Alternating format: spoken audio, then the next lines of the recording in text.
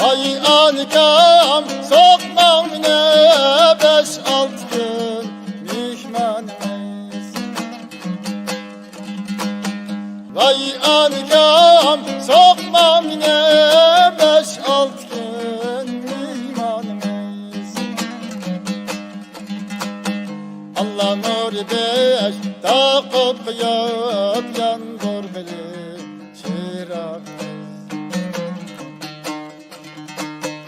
Allah nur beş takıp yap yandır beni çırağımız.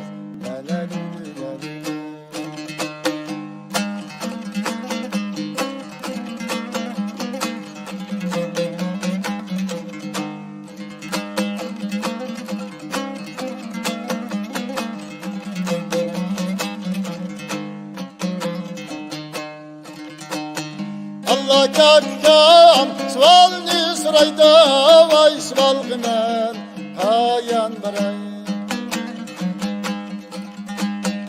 Allah kakkam svalni sırayda vay svalgımen hayan baray.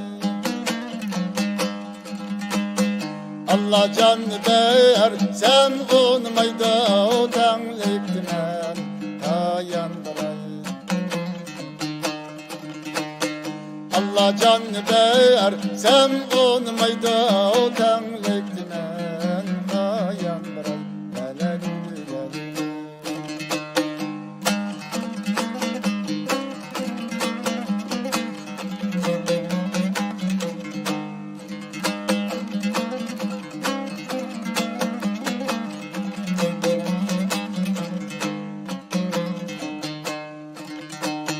Allah melkter buldum gel erzim bayan eylep gideyim.